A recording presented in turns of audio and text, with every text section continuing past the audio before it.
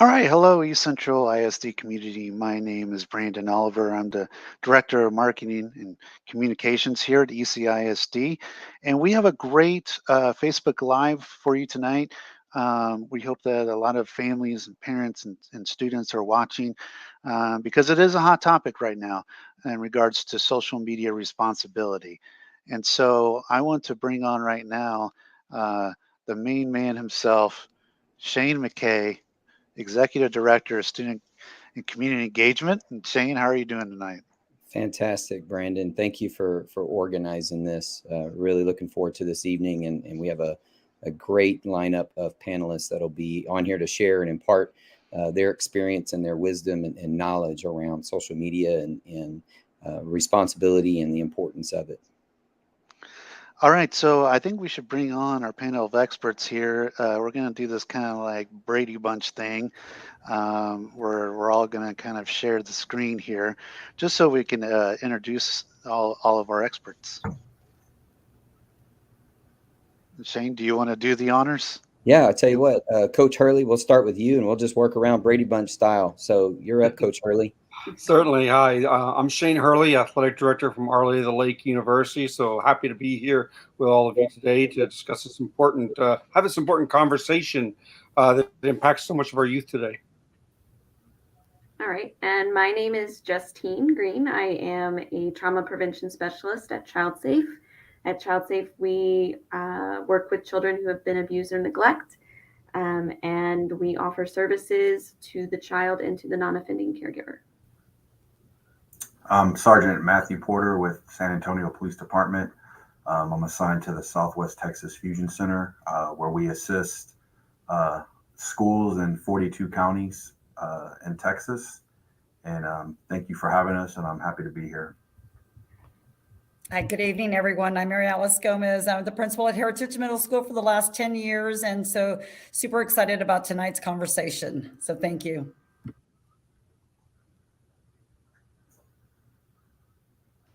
And Misty Phelps. There we go. Yes. Hello. My name is Misty Phelps. I'm with UT Health San Antonio Department of Psychiatry with the Texas Child Health Access through Telemedicine program. I work also as the Senior Project Manager for the Youth Aware of Mental Health program. And thank you for inviting me today, and hoping to also hear from these great experts. So, thank you. Hi, I'm Annette Alonzo. I'm the Chief Human Resources Officer for Frost Bank. We provide banking, investments, and insurance services throughout the state of Texas. We have over 200 locations, and I'm excited to share our experience with how we handle social media with our prospective candidates at Frost. All right, thank you very much. And Mr. McKay, we have a great panel of experts here from all different fields to talk about social media responsibility. And we want to thank them all for coming on tonight for their time to talk to our community. But Mr. McKay, what would you like to lead off with? Well, just first and foremost to our panelists, we're just grateful for your time. We know that that's the most precious commodity that any one of us holds. So just thank you for you giving just a little bit of your time to share with our community. I know East Central is very fortunate to have such a great lineup of individuals to share your knowledge and expertise when it comes to all things social media and social media responsibility. So just on behalf of East Central ISD, we want to say thank you. I don't want to spend any much more time talking than that, because I know we've got some great questions that we're going to dive right into. And we want to try to respect everybody's time and finish on time as well. So I'm going to turn it back over to Brandon, and he'll kind of kick us off with some of the importance and urgency around that. So you're up, Brandon. All right, so I'm going to take down some of these screens here, but I'm going to start off with the athletic director, Mr. Hurley. And again, thank you so much for your time tonight. So we're talking about social media responsibility, and as the athletic director of Our Lady of the Lake University, recruiting is a huge part, obviously, of your program. And so my first question is, how can social media behavior alter an athlete's recruiting? Sure. Sometimes I think a lot of our kids are under the impression that these things are out there and taken down and nobody else sees it, and the lack of awareness about how other people screenshot things that they see and forward them on to other forms of media, that it almost becomes very hard to trace, but it is still out there. Not just for us to use in college athletics, but even for former or future employers to take a look at. So it's really important that the student athlete, even and regular students, in thinking about their future, think about risk management and potential bosses in the future, potential companies that would be hiring you, a coach who would be recruiting you. One quick Google search, and if something comes up, or it could be something that one of their current team current players has seen on the website. Those are all things that they're going to look at from a risk management perspective to see, is this student or potential student athlete going to uphold the values and ideals of our university? Is it going to be part of the product that we want to put forth on a field or on a court or on a course? So, yeah, I mean, you have student athletes that, them and their family have been, preparing for years and years, elementary, middle school, high school, driving them to all the practices and all the games and everything. But I mean, can be seriously threatened if there's inappropriate social media use, all of that, Mhm. And I think it's so important for some of our kids. They see themselves, and you're talking about the best soccer player on your team, or the best football player, best quarterback that you have, and maybe they're the best in the district, or maybe they're the best in the city, but there's always another city with the best. And you're not just competing against the kids at your school. You're not just competing at the kids within your district or within your city, not just within your state, not just within the country. This is an international market. Recruiting is worldwide. And for every top athlete from a school in San Antonio that wants to come to Arleta Lake or UTSA or UIW, there is 100 of them around the world communicating with the coach of that program. And again, that is why your social media is so important, because any negative out there on you can quickly eliminate you from a worldwide candidate pool of applicants who are looking to be the quarterback at your school, or you're looking to go to that school and study, marine biology, and you want to play soccer there. But hey, you've now eliminated yourself because of one thing that you put out as a sophomore, as a junior, or even worse case, repetitively have put out things that are potentially controversial, potential sin signs that maybe there's anger management issues, that you don't have control of your emotions. And, emotions are so important in sports, because to be competitive, we have to control our emotions. We have to help our teammates control their emotions and channel all our energy into a common goal. And if you don't have the ability to control your emotions and control what you do, if you're impulsive, that's not what most people are looking for in putting together a winning formula. So I think you touched on some of the points for the second question, but can you just say, like, when you have athletes already in the program, what are you looking for? Because I mean, they're obviously going to have active social media accounts, Instagram, TikTok. What do you tell your athletes? We need character athletes. I mean, athletes are a dime a dozen. There's always a good quarterback. There's always a good running back. There's always a good 3-point shooter. But you need high character individuals that care and place a high value on community, the community of their team, the community of their campus, the community of the area in which their campus is located, the city community, right? That they want to give back to those areas. They want to help others. They want to be involved, not just in athletics, but within that community, and they want to represent it well. We're looking for athletes, student athletes, I should say, that are out there to put all of our programs on the map, as we're community engaging. We're carry a high degree of respect in how they interact with others, and all of that is important, because sometimes forwarding on, it's not the message that you necessarily put together and put it out on Facebook or on Twitter, Instagram, or any of the other forms of media, but it could be something that you just forwarded on. When you forward it on, it looks like you've endorsed it, that this is something that you support, this is something that you believe in. And respect then the amount of respect that people think you have for other people's ideals can seriously be eroded by that.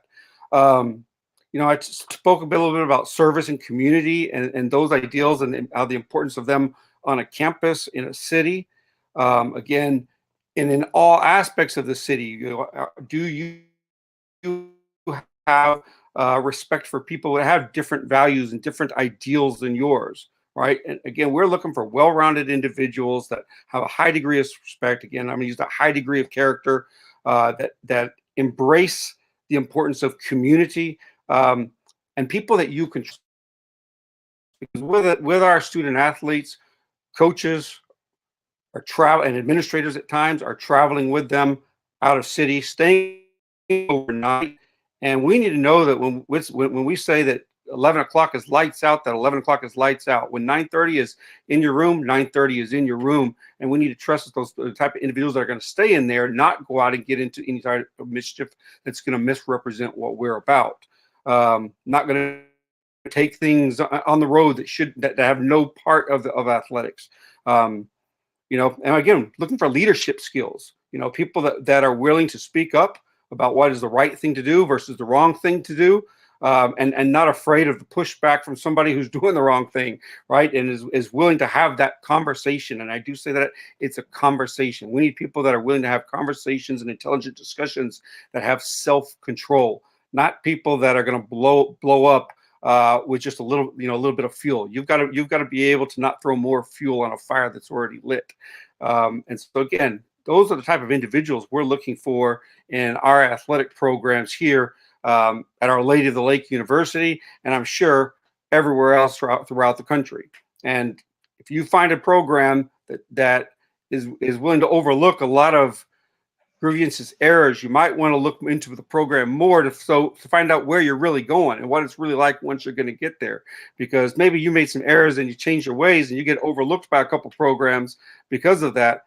Well, make sure the program that you're going to go to upholds a better standard of ideals and doesn't embrace some of the wrong ones that you've also demonstrated in your past.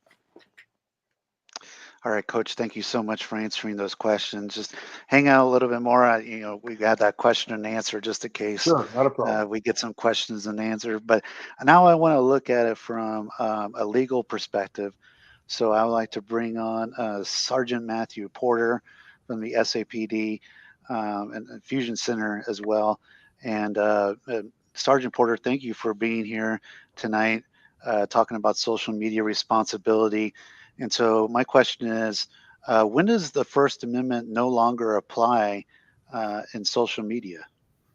Well, we won't ever censor that, but these children need to be mindful of what they're posting on social media, what they may take as a joke. Other people take very serious. And we have seen a lot of instances where these children are posting stuff on their Facebook, their Instagram, their Snapchat, and it's threatening content, and it's getting reported to us. And once that door is open, we open an investigation and we'll look into what exactly was posted.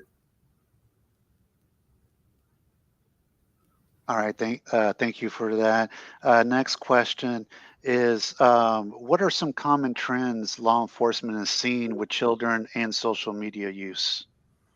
Well, we've seen, over the past few years that these kids like to post like what we would call shock value. They're posting drugs, they're posting pictures with guns, which is very concerning. They're trying to portray themselves with this online personality that may not necessarily be who they really are. Kids are very impressionable. They want to fit in, and sometimes these kids feel like the best way to fit in is to post this kind of content. All right, and so my next question is, again, from the legal side, what advice would you give to parents regarding their child social media use? Yeah, I know the children want their privacy, but I would tell parents, set boundaries on their screen time. They can create accounts and follow their kids to see what they're doing, who they're talking to. Tell their children, don't ever send inappropriate pictures to anybody. Do not share personal information online. Parents need to ensure the privacy settings are maximized on their kid's device. Block people that you don't know, people that you don't recognize. Don't engage in sexual conversations with somebody that you don't know or peers. And that kind of goes back to what we call cyber hygiene, just keeping, everything clean, blocking people you don't know, just, being very mindful of who you're talking to. All right. And so what are the, a lot of times when kids make a social media post and it's perceived as a threat or perceived as inappropriate, and when confronted, they say, "Oh, I'm just joking. It was just a joke," or "I was just kidding around with my friends" or whatever. So, what are the legal ramifications of posts, even of joking? Right. So, first off, you have, a criminal case could be opened against you where you actually go to jail. You go to court, and a judge could sentence the child to juvenile. They could get probation. There's a variety of things that could possibly happen because of that. And then you have to look at what we call the administrative side with the schools, and the schools have the right to expel the student. They can put them in an alternative school. So, their life can really get turned upside down by posting something they think is a joke that, others take as a threat. And, I think our area specifically is very sensitive to this because of Uvalde, and rightfully so. And we know the reporting has gone up a little bit since Uvalde. And, we always encourage people, if you see something, say something. And it's our job to look into it, to validate that threat, to see how much credibility there is to that threat. And once we do our due diligence, we'll move in whatever direction we feel is necessary. All right, Sergeant, thank you so much. I think that's part of it, is that these kids aren't aware of the legal ramifications of, even joking direct messages, even joking posts. And so, they think they can just get away with it, Sure. because they're talking to a faceless entity. They're just talking to the East Central Instagram. Right. So, I appreciate you, saying what those possible consequences are. I mean, it's not just from a legal, but also from an education standpoint as well. Sure. It's all about accountability. And, if the parents can make sure they're staying in their children's life, it makes a world of difference. All right, Sergeant Porter, stick around for a few minutes when we do the Q&A at the very end. But again, I want to thank you so much for your time tonight. I want to now turn from legal to now possible career ramifications. So I would like to bring on Mrs. Annette Alonzo, and she is the Group Executive Vice President and Chief Human Resources Officer at Frost Bank. And Annette, thank you so much for joining us tonight. Absolutely. So we're looking at it now from a possible hiring ramifications of inappropriate Sure. social media use. And so the first question is, in the hiring process and screening of candidates, how does the corporate sector monitor the social media accounts of prospective and current employees? Certainly. So Frost, just like so many companies, we're value-based. So we're looking for individuals that align with our values, not only by what they say, but through their actions. So we're looking for individuals that demonstrate through their actions that they align with integrity, caring, and excellence. Our social media platforms, Instagram, TikTok, Twitter, LinkedIn, Facebook, they just provide a wealth of information about the individual's personal, professional life, but it also gives a company insight to the potential candidate's character their reputation, their judgment. So our recruiters, both internal and external, they will go and they will surf social media sites for the candidates, looking to see, are their posts offensive? Are their pictures offensive? Are they disparaging? Do they show a lack of judgment? Are they participating in illegal activities? Because we tell our employees at Frost that their actions are a representation of Frost as well, both on and off the clock. So we want to find that out prior to them joining Frost. We want to make sure that they treat people with dignity and respect, that our customers, when we hire someone, can feel confident that they're going to use good judgment, that our shareholders, that our organization, our managers can feel like this is an individual that's going to represent us. We often tell our employees, if you took that post, if you took that picture, would Frost be proud if we put our logo behind it and if we posted that publicly? And unfortunately, there are many times that it's not professional, it's highly inappropriate.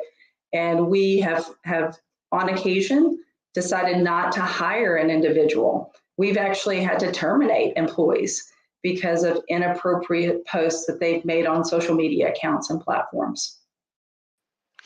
So you kind of led into my next question, which is what are the potential consequences for inappropriate social media posts to employment, whether past or present? Certainly. It could be that we pass on them as a candidate, that we're not going to hire them. It could be, if they're a current employee, it could be that their employment is terminated and that they're no longer employed with our organization. We've had individuals that have been placed on final warnings. So there are just a vast array. We've also had customers, based on comments that individuals have made on social media, they've filed charges. We've had employees, because they've made a threat on social media against another person, they've had criminal charges placed against them, which also resulted in them losing their employment. So there is just a wide array of ramifications that can take place. There are consequences for the decisions and actions that individuals take.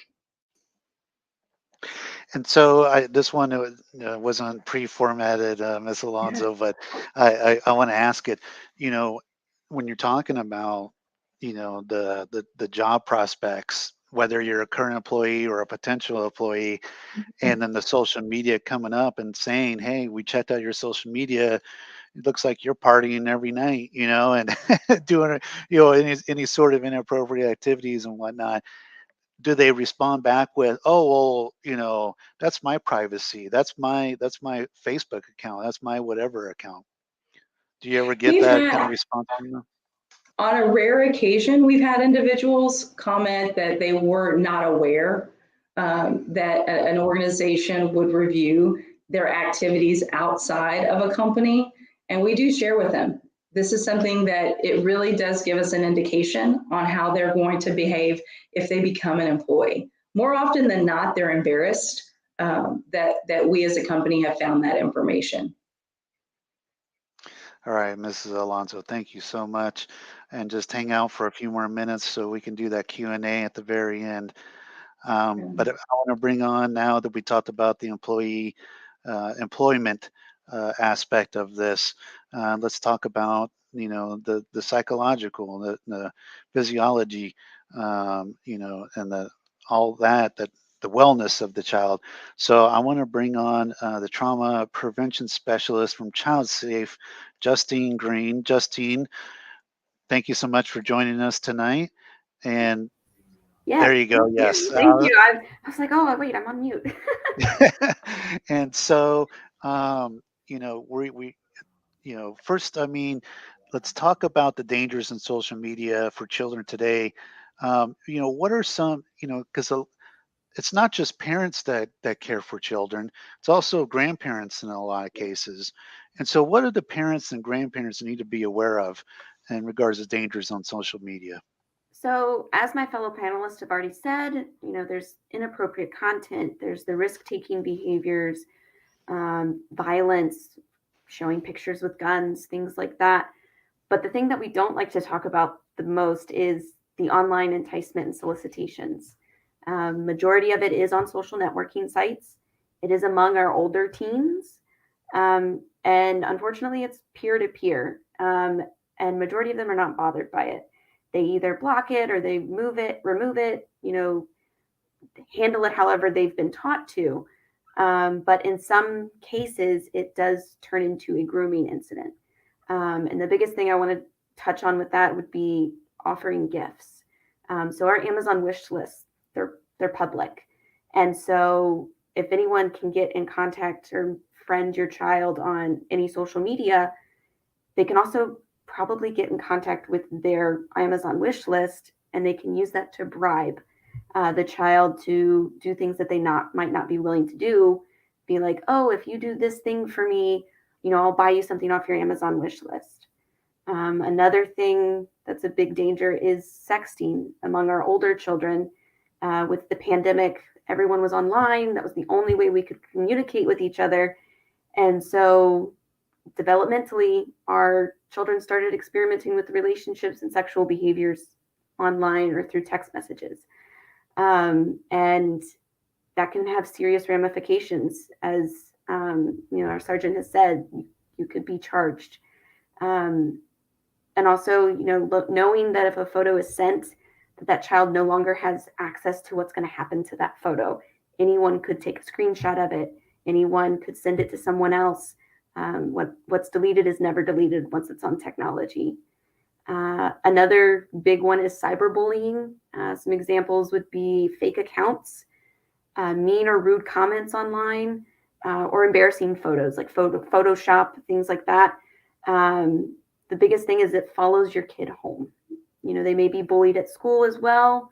And, at least if they're just bullied at school, they have that, what I call a safe haven at home. But when they're being bullied over technology, it's going to follow them everywhere. It's going to be on their phone. It's going to be on their computer. It's always there. It's constantly in their face, people being mean. And so just realizing that this is a possibility for your children is a big help, especially starting those conversations.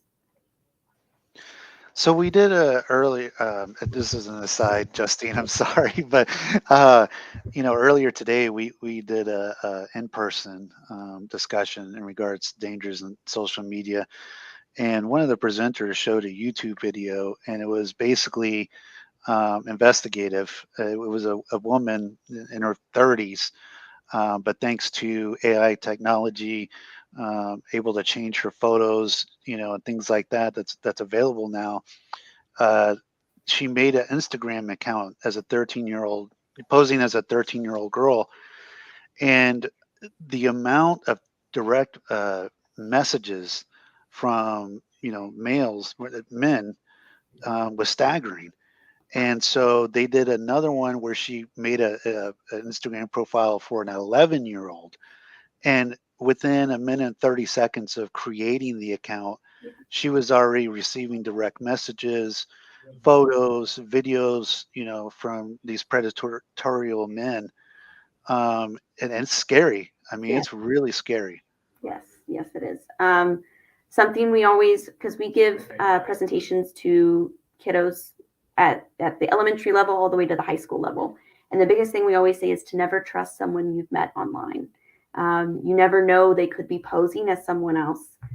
So someone that says that they may be 13 may be actually 35, and the biggest thing is to never meet someone online or never meet someone offline that you've met online, because that is a big danger for kidnapping, human trafficking, just dangers outside of online, where at least some online you have that protection of that screen where they can't actually physically get a hold of you. If you do meet them offline, that security is no longer there.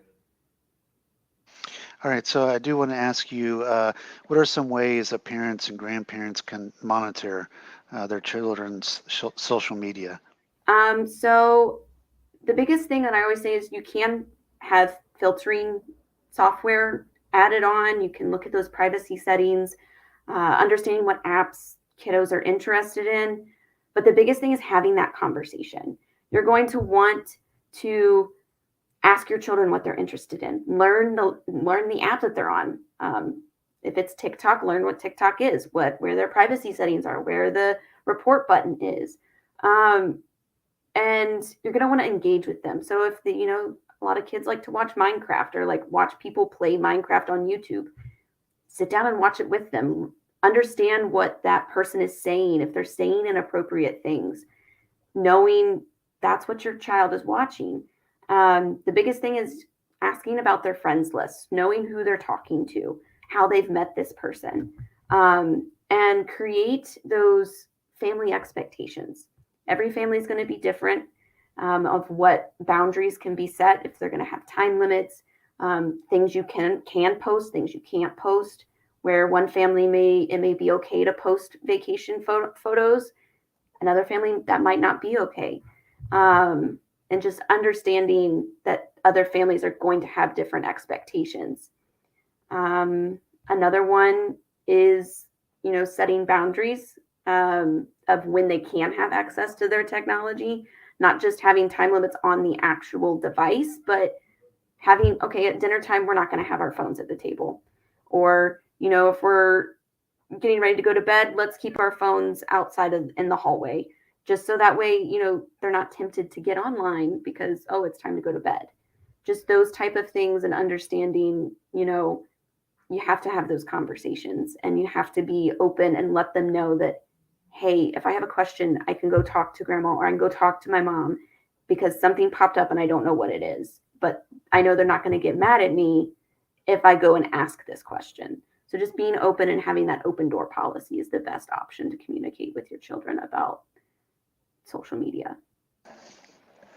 All right, thank you, Justine. Hang out for just a few more minutes, please, because I want to bring on Misty Phelps and get her expert analysis as well about the dangers of kids and social media. And so, Misty, I wanted to ask you, what guidance can you give parents and grandparents in discussing social media responsibility with their children?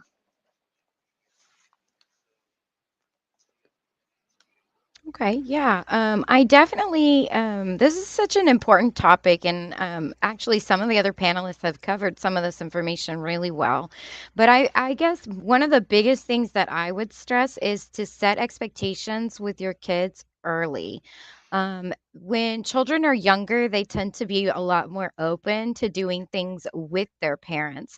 And if you wait until they're full blown in a teenage stage to start setting those expectations, I feel like you are met with a lot more resistance. So, knowing that kids are going to start exploring devices and starting to set those expectations with them really early and being consistent all throughout their childhood is important. There are sources like the American Academy of Pediatrics that has an excellent pre-made media plan that is available in both English and Spanish at their website, and it helps you set family priorities around what social media use is going to look like in the family household. And it's something that can be created and edited as the children are growing and changing with their usage. So I would definitely recommend something like that for families. There's also a lot of pre-made social media agreements out there where it just can kind of guide the conversation that parents have with their children. Something I would stress is really going back to what Justine said, communication really matters. And I feel like we're at an interesting time where a lot of parents are still not totally comfortable with social media, and yet their children, may be more comfortable or feel like they know more about it. And so it's important for the parents to dive in alongside the kids. And if they're participating in social media themselves, making sure that they're modeling appropriate uses and even positive uses, because social media can be used for family connections. It can be used for getting involved in the community. So, showing kids how social media can be used in a positive and productive way is really important. Talking with kids about their experiences online. I think this is really important just to get that open door going and asking them what are they experiencing, what do they see when they're out there, and creating that open door where they can feel comfortable asking you questions. I definitely can see that with some children, if they feel like their parents are completely against social media, they tend to want to hide. And so, getting that open communication with the parent and child to talk about what it is they're using and what they're experiencing is super important.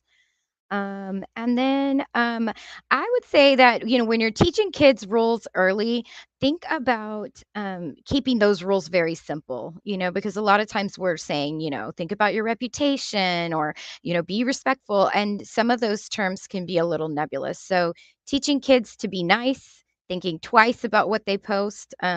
One site has said, "What would grandma say?" Is this really what you would want your family members to read? Using those privacy and safety settings, and again, never interacting with strangers.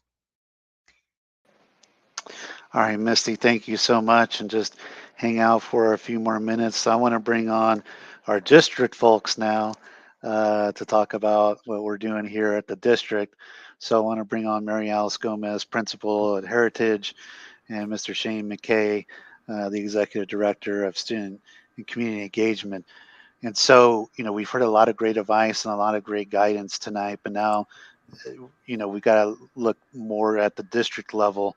And so I'll ask you both, and, you just jump in with the answer.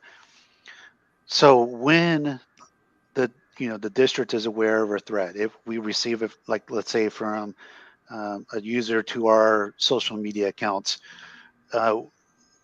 when a district is investigating a negative social media post, what legally can be released to the community? I'll take that one, and then I'll let Ms. Gomez maybe get the next one. So, our students have a level of protection. It's called the Federal Education Rights and Privacy Act. It's called FERPA, and I know that parents and the community is wanting to know what's happening to the student, who is the student, what can you tell us about what you've done with the student. Unfortunately, we cannot share that information. That student has a level of protection with that. I can assure you that when those events occur, that it is handled with urgency, and it's handled appropriately in accordance with the Texas Education Code, the Texas Administrative Code, and as well as potentially with the Texas Penal Code, depending on the level or the severity of the threat. So, that's like your student and like my student who's in the school system. That particular student also has legal protections with that privacy. So to share or divulge any of that information about that child would be a violation of that child's rights and privacy. So I just, I wanted to just share that from the district side. We're not able to share that, but we can share as much as we can, as quickly as we can, when we have all the appropriate information. And Ms. Gomez, feel free to jump in there. No, absolutely. And just to say, I appreciate all of the reporting that we receive from students and from parents. That's how we know about it. And so we talk to our kiddos every day about being safe, respectful, and responsible. And, I appreciate what Mrs. Phelps said about that. And now, we definitely do need to start thinking about what does that mean when it comes to social media. But yeah, I mean, it's every situation is a little bit different, but with regards to student information, they're a student, right? We have to remember that they also have rights. All right. And so again, going back to what happens when a district receives a threat. So, what is the procedure once we receive a social media threat? What steps does the district take? So, every situation is different, right? And so, and I appreciate Sergeant Porter being on today. And so, for example, if the source is unknown, right? Or it's a fake account. So we do then involve ECPD, our East Central Police Department, and then they, of course, then involve the San Antonio Police Department and the Fusion Center. And so everything we do, right, there's a digital footprint. And so once it's identified, then our investigation then takes over, right? And so just like when we think we know who the student is, we start investigating, we start asking questions, we start asking witnesses, all of those main questions, the who, what, when, where, how. And so then we essentially start making contact with the student, the families, and then we communicate as often as we can. And so we want to be sure to tell and inform our community that we know about it. We're looking into it. We're trying our very best and fastest, right, to determine why this student posted what they did. But it just kind of depends. Really, a lot of the things that we deal with day to day is a lot of the inappropriate selfies that, what was mentioned, that people are posting, or taking a picture or a video of another student. Okay. And so then posting that, and then other students commenting on that, or making different inappropriate remarks about that. So we talked about being kind, right? And so we have to stop and think about, what does that mean? Right? And or sharing it, liking it, all of those things, right, imply that we agree with it.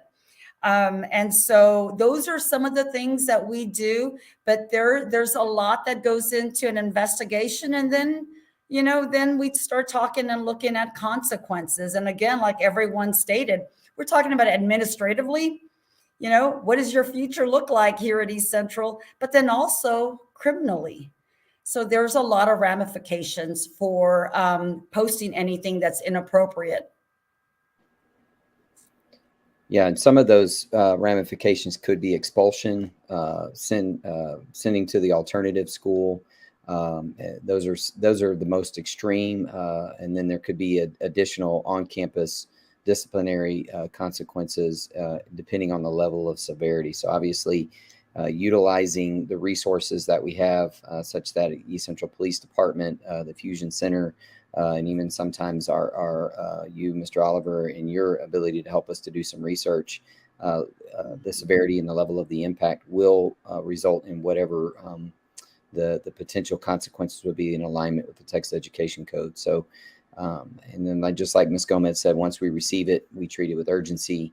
We try to get to the bottom of it. And once we try to gain enough situational awareness and we become aware of who the student is, we immediately contact the parent and the student to make them aware of this concern and what our next steps need to be. And initially, that will be removal from campus until we can get more clarity around the entire situation and then take the next appropriate steps.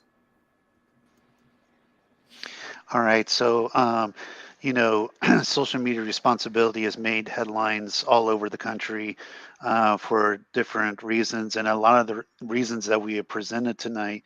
And so I'm going to see if I can share my screen here with y'all, because I want to show you just some of the examples of it.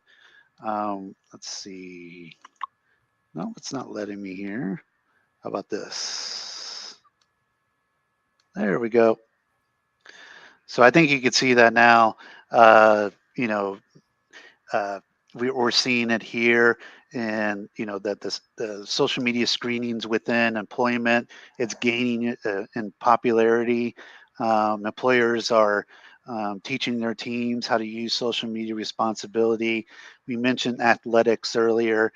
Here's a track athlete scholarship pooled for offensive TikToks. University of Florida revokes football scholarship after video surfaces of recruit using racial slur. And then, we see, threats such as this UHARD student accused of threats on social media arrested. And then, even at a legal level, California lawmakers, and not just California, but in other states as well, they're taking aim at social media's role in youth fentanyl use as well as sex trafficking. And so I think, there's an obvious, uh, and I'm going to lean on Mary Alice and Shane McKay for this, but I think, there's a fairly obvious, um, that social media presence is a danger in kids' lives if used inappropriately. I mean, there's really no question about that at this point, isn't it? I would agree. It's definitely dangerous for lots of different reasons. I think for us, what we see day to day, kind of like what I stated earlier about the cyberbullying, things like that. But then it's also the wanting to see who's been commenting on a post I made on Instagram or on Snapchat, or who's saying what or who's doing what, and it is a distraction. And so it's hard to compete with that, right? And so day to day, those are some of the things that we work with our kids on, trying to put limits on that cell phone, not use a cell phone during the school day or in class, and so forth. And so because we know that it is hard to not want to go back there and see who's liked what I posted or who made a comment. But yeah, there's definitely a lot, and not to mention all of those other things that everyone mentioned with regards to, human trafficking, or trying to meet up with kids, or posing as someone else. You just don't know. Absolutely. Yeah, I'll say one more thing, Brandon, is really we talk a lot about we want our students to be career, college, and life ready, right? And we know that social media will be a part of our lives, from here on out. So part of this endeavor, but part of what we hope to impart upon our students is just understanding that digital footprint and understanding the importance of using social media responsibly, and that it will continue to carry with them. We want them to be good people first. And when they leave us, they're able to use better decision making skills that they've been able to gather, and understand that the decisions that they make today will impact them in the future, and then continue to make those good decisions as they move on. So, we just feel like this is at a pivotal point in our careers and education, that we've got to take a stance on really spending time and training and developing our students on being really responsible on social media.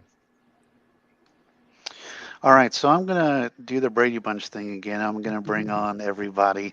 And so we're going to open it up to questions from the viewers. All you need to do is just comment, and we will address the question. In the meantime, we will just have a roundtable for just a couple of minutes too. And so I wanted to, bring up a couple of things just as the East Central social media, director, and a lot of the messages and things that I've seen, and what I've seen is, and I think some of the panelists have said, follow your kid on social media, but a lot of these kids are making second, third, fourth, fifth accounts, that are totally shut down. I mean, the profile picture will be of like a plant and like no post whatsoever, but somehow have like 300 or 400 followers. And so, do you all want to talk about that? Jump on in, anyone, but are these offshoot accounts that they're making to direct message people that they probably shouldn't be direct messaging? Yeah, that's actually a big red flag for cyberbullying, is what we like to say in our presentations that we give to our children when we do talk to them. Is there's only one reason why you should have multiple accounts, and majority of the time it's you should have a personal account, and if you own a business. So a business is like, as an adult, I mean, not a child owning a business. It should be, you only have those two accounts. When you have those multiple accounts, it means you're probably doing something you shouldn't be doing, or you're hiding something that you don't want everyone else to see. And so what's happening on those other accounts that you don't want others to see? Yeah, exactly. I mean, they're making these accounts that the parents aren't even aware of, in direct messaging and acting inappropriate. We run into it all the time on the district Instagram, where they are getting inappropriate. And the first step is to obviously, review their profile, and it's nothing. It's an obvious fake profile, and so it is. It makes it a little bit more difficult. We did get a question in. Again, if you want to ask a question, just comment and we will bring it up. So Anna here says the teachers in middle school, CAS lead, or high school required a phone for their classes to do research in X and subject. If yes, how could the district help the teachers and students?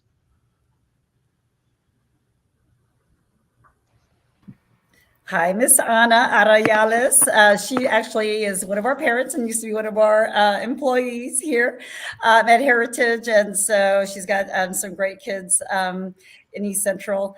And so, fortunately, we are very technology rich at Heritage. And I can't speak for the other schools, but I am almost sure that we have class sets of Chromebooks and technology for our kiddos to use. And so, fortunately, because of our technology, we are able to essentially kind of prevent, right, kiddos from looking into other websites and other places during the school day when they're using our Wi-Fi. And so, but I would agree that we do need to do more with our students and our parents to help them, right, understand, right, when they do have a cell phone, what are some things that they could do or, and or shouldn't do. So then that way prevent any of this from happening. Thank you so much, Anna, for your question. Yvette Russell, this isn't so much of a question as just a comment, and maybe some of the other folks can comment on here. But she has Google Family Link on her daughter's phone, something that allows me to approve apps, websites, and I believe Google Family is free, if I'm not mistaken. But it can do things like track, the time spent on a device and things like that. What are I'll open this up. What are some other apps that parents can use? Because one of the things I do here, is obviously the parent check the phone, random phone checks. Let me check out your phone. Let me check out your emails and your direct messages and your text messages. But for the ones that, maybe the kids are a little bit older and maybe it's a grandparent, so that confrontation can be a little bit more intense. Um, what are some apps and what are some tactics that parents and grandparents can use that you can recommend? I'll jump in. I'm not sure if this is still actually on the market, but I know that I have used a device called like a Disney Circle, which is basically like attached. It goes into like your router and it's kind of like a home firewall. But then you, as a parent, you can go in and kind of see what sites people have been visiting. And sometimes it's like it'll even give you the list of like the sub sites so you can kind of go in and see like the various links. I know when I was raising my teenage daughters, they didn't love it, but it was really something that I felt like we needed for safety.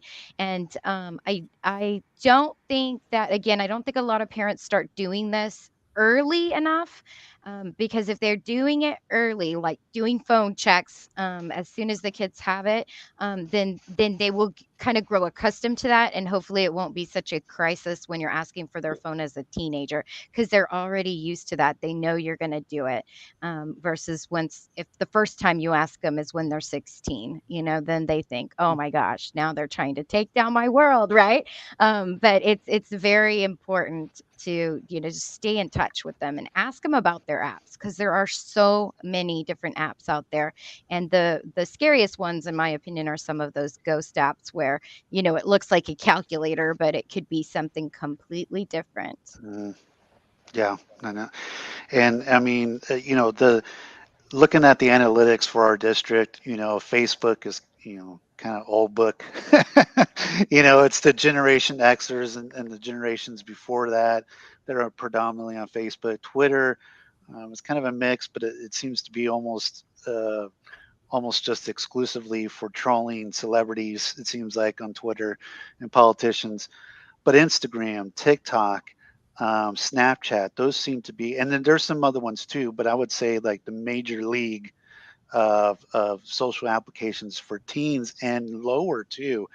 We've had incidences of elementary kids inappropriately messaging the East Central Instagram account, elementary kids. And so, you tend to think, oh, kids and social media, you instantly jump to teenagers. There's a lot of elementary kids that are on as well. And so, you know, I think, I love the idea of the random checks, the random phone checks, but you're absolutely right. There's these dangerous apps out there, Discord, one of them, but I think the three big ones, if I were to say the big three, Snapchat, Instagram, TikTok, would you agree with that? I'll I jump in. I'm sorry. Yep. I was Go just ahead. gonna say we've been polling a lot of teenagers in the work that we do, and we play like a this or that game. And so sometimes we'll say Snapchat or Instagram, Facebook or LinkedIn, which they laugh at because they think LinkedIn is, exclusively for people over a certain age. But by and large, what I see, and I can't wait to hear if somebody else has heard the same thing. They're all about Instagram, the ones that I've talked to. Yeah, that was what I was going to say. It's either Instagram or Snapchat. I've had a lot of kiddos use Snapchat just to talk to family, but also people can just randomly add you on Snapchat. And sometimes you may think of it, oh, it's a suggestion. Maybe I know this person. And they hit friend, and then they start getting inappropriate messages and they get spammed with things. And so just understanding that if someone doesn't give you their username for Snapchat, maybe you don't accept that person and be like, hey, is this you? Because it kind of looks like your name, but do that in person. So that way you know exactly who you're talking to. So we got a couple more questions. Yvette asked, is there something that schools can provide, such as when Ms. Gomez stated with restrictions that we could use? I don't know if Mrs. Gomez and Mr. McKay, if you have, we kicked off Social Media Responsibility Week. It's a kickoff. And, the thing with technology is that the kids are always pushing the barriers. 30 years ago when I was an AV club kid, we were the ones that programmed the VCR and had the big clunky, video cameras. And, we were the first ones to play 8-bit video games and things like that. And now everything is here on your phone. This is now your camera, your video camera, your calendar, your messaging service, your email service, your computer. Everything is right here. And so, but it constantly changes, even as, protective apps come out or settings are introduced or policies are introduced. Technology changes extremely fast. And so, Ms. Gomez and Mr. McKay, I don't know if you have anything to add on as far as, stuff that maybe the schools can give out. I was just thinking about with regards to our service provider, right? If I had a 12, 13, 14-year-old and higher and older, I would definitely be looking out for that. I think about, our Netflix accounts, and I think about all of those different accounts that we have, right? And they all have some type of parental controls. And so my first thing would be not only looking at different apps that I could, install on my phone, on my students' phones, but also what kind of providers that are out there, could they help us with providing for our cell phones, our kiddos' cell phones? They have some responsibility in this too. And I know that as a parent, right? I would want whatever, the schools could provide for me, whatever the service providers could help us with. And so that's definitely something that we need to do more of. And like Mr. McKay and Mr. Oliver just talked about, Social Media Awareness Week, right? That's definitely a good start. And we need to start, teaching our kids about being safe, respectful, and responsible when it comes to technology, when it comes to social media, when it comes to the things that we are sharing with, our boyfriends, girlfriends, each other, and remembering that it never goes away. That digital footprint is there forever. So this question isn't really pertaining to social media. I mean, it might be. It doesn't really indicate it here. But what is the protocol when a child is being bullied over and over again, even after parents and school staff are aware? I could jump in on that. Obviously, my first recommendation always with parents when I was at the high school as a principal there as well is to make sure you're taking screenshots of all those things. Oftentimes, once the school is aware, we've created a police report around that and put an incident case number to it. Then we can leverage that to take additional action against the student who continues to bully. So again, the idea is to keep the campus principal aware and engaged in this and what's going on, and be able to bring that to light. So then we can engage potentially and leverage the Texas Penal Code to that event as well. But screenshots always are a big help because now we have evidence that it continues even after we have put measures in place to make it stop. Real important that your child continue to be transparent. Of course, we've always talked to about with our students about blocking certain individuals also from your social media if it's possible. And even at times, it's okay to take a step away from it if necessary. But that's always a tough situation, and we don't tolerate that. Mr. McKay, I will add also reporting it, right? Reporting it, notifying Instagram or whoever, right? Whichever platform that they're using, that it's inappropriate content. But definitely taking screenshots, sharing that with us. We know, which kiddos are making comments. That also helps us with the investigation, trying to determine who it is, and so forth. But any type of information that you can share with the administrators, with the school, will definitely be helpful. All right, for Coach, we got a question for Coach Hurley. At the college level, do y'all have a social media policy contract that you have your athletes sign? Yes, definitely. And that's one of the first things they do as a student athlete. And, there are indirect ways that we monitor their media. So I don't want to say that we actually go to a student's page to go look for their media, because that's not the case. Basically, there's media is all linked to other media. And so eventually, if there's something other that's not supposed to be out there, it pops up on our media. And it gets addressed very, very quickly. I mean, often within the hour that it happened, they're already getting a message that, hey, that needs to come down immediately. And if it's something more severe, then, there was the case that y'all spoke about earlier, where a student athlete lost their scholarship. And it's important for student athletes and, especially high school kids who want to go and potentially play in college. If they were to receive a scholarship, the old days of everybody's on a 4-year scholarship are over. Almost 99% of the athletes out there are on a annual renewable scholarship that is going to be renewed based on, first and foremost, socially how you behave and how you represent that program, academically as well, how you do. And the last thing is going to be the factor of athletically how you do, and in fact, it's probably a lot easier to lose your scholarship by doing something wrong and, doing poorly in your classes, and a lot easier to lose it by doing something wrong socially that doesn't match up with the values of your university than it is to, well, I came in as a freshman and I had a bad year. We can work with people who have a bad year, because that's just going to happen. Coaches have bad days too. Thank you, Coach. And one, I think this is just a perception and misconception. The schools themselves can probably activate a technology filter to prevent things.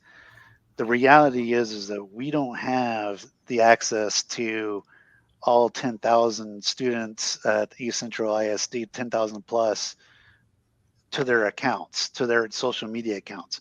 Now, within the technology here within the network, if they're using a tablet or a phone or a computer that's hooked up to the Wi-Fi in the network here, yes, there are filters for that. But I'm just saying as a social media person, I can't access little Joey's Instagram account. It doesn't really work like that. Now, once a threat is received, or whatever the threat may be, we can go into action and determine. We can actually locate it all the way down to the device and location that the person is using. But there has to be a see something, say something, a report of some kind in order for that to happen. I would love, I think, people will probably get sued, but I would love the ability to see inside all their direct messages and posts. But I think there's going to be a pretty big privacy issue. Mary Alice and Mr. McKay, do you have anything to add to that? No, they're shaking their heads. No. Yeah, I love that because it is a misconception. Oh, the schools probably have a resource, and the reality is we can conduct investigations when reported, but we don't have a magic wand that can go into their applications, look at the direct messages. All right, so I want to be respectful of your time. We've actually gone a little bit over. I just want to open the floor one more time. Anyone that wants to jump in and comment before we sign off for this evening. I just want to say to my students and my parents that I appreciate when you report things that are inappropriate. It is not okay. We teach our kiddos every day about being safe, respectful, responsible. And that's what we, hope that our kiddos do each and every day. And so thank you to my students and my parents. Yeah, I'll add to that. Thank you to those parents who got on today, because, you are, I think someone mentioned that earlier, the front line for helping your children learn how to use social media properly. And don't, while we've all been there, it's very difficult conversation to have when you're having to take a child's phone away. But the reality is that, you pay the bill.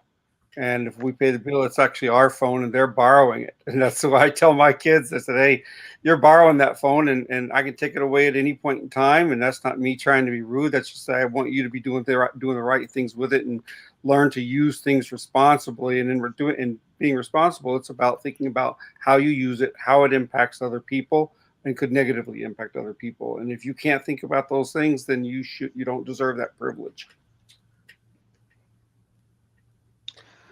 All right.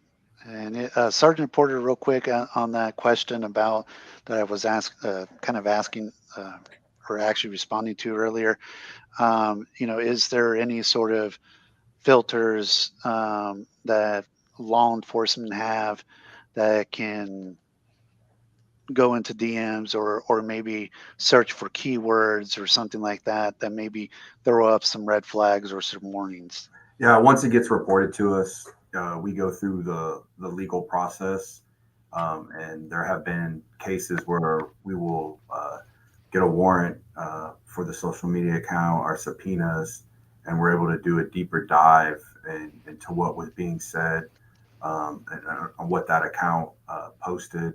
We do a preservation request, so it can't be deleted, and that's more when it comes to the criminal side.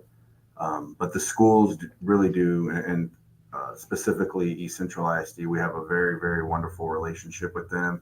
We work very well with their police department. And a lot of times when we get these threats from the school, the administration and the teachers have done majority of the work, which makes our job a lot easier. They've identified kids that are involved, witnesses. They usually identify the root cause of the problem. But to answer your question, yeah, there are steps that we can take to get more of the information. All right, so I think that'll wrap it up for this evening. I want to thank all of our panel experts again for this discussion about social media responsibility. And I hope you all have a great night, as well as everybody watching. And again, want to thank everybody for their time and say good night. Thank you. Good night. Thank you. Bye. Thank you. Bye.